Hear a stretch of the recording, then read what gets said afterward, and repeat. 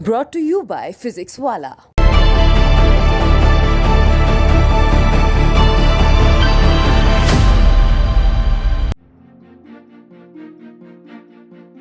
खंडवा के कार्तिकेय जायसवाल ने UPSC exam में हासिल की बड़ी सफलता। कार्तिकेय ने सिविल सेवा परीक्षा में 35वीं रैंक हासिल कर प्रदेश का मान बढ़ाया। बिना कोचिंग के अपने पहले ही प्रयास में कार्तिकेय को सफलता हासिल हुई है। इस मुकाम को हासिल करने के लिए कार्तिकेय ने रोज 15 से 18 घंटे पढ़ाई करके कड़ी मेहनत की है। बहुत अच्छा महसूस कर रहा हूँ, बड़ा अच्छा लग रहा है कि 2 साल से जो मेहनत की थी वो रंग लाई है।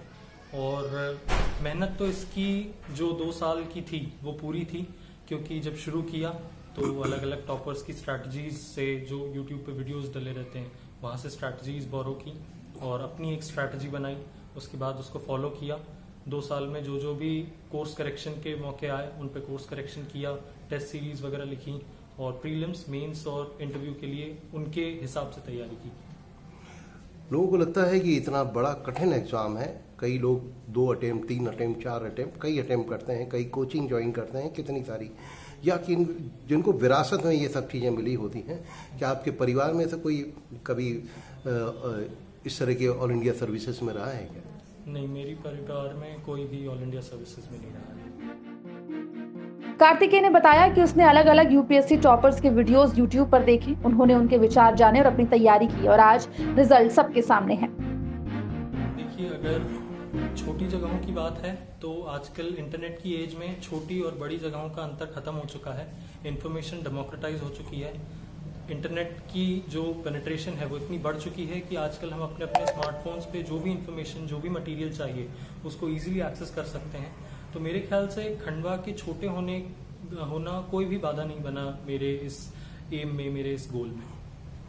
चूंकि अभी तक खंडवा की यदि इतिहास देखें तो बहुत एक आईपीएस अनिल अग्रवाल जी की बात करें, उसके बाद कोई दूर दूर तक नहीं दिखता। तो ऐसी कौन सी वजह थी कि आपको लगता है कि कोई इसको क्रैक नहीं कर पाया या किसी ने सोचा ही नहीं? देखिए, कई बार अलग अलग लोगों के लिए अलग अलग परेशानियां सामने आ जाती हैं और कई बार ये भी होता है कि 1-2 असफलताओं के बाद लोग ये सोचने लगते हैं कि अब ये हमारे लिए एग्जाम ये नहीं है या हम नहीं कर सकते।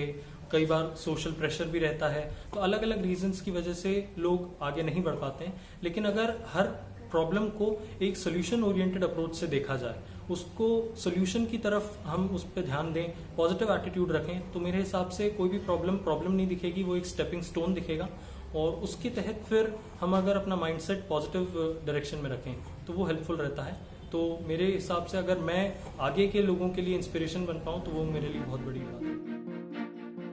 यूपीएससी का रिजल्ट आने के बाद कार्तिकेय के घर खुशी का माहौल है। परिवारजनों के साथ ही नाते रिश्तेदार भी लगातार बधाई दे रहे हैं। खंडवा में कई साल बाद किसी ने यूपीएससी क्लियर की है, जिसकी वजह से पूरे शहर में खुशी का माहौल है। खंडवा से जय नागदा की रिपोर्ट, एमपी तक।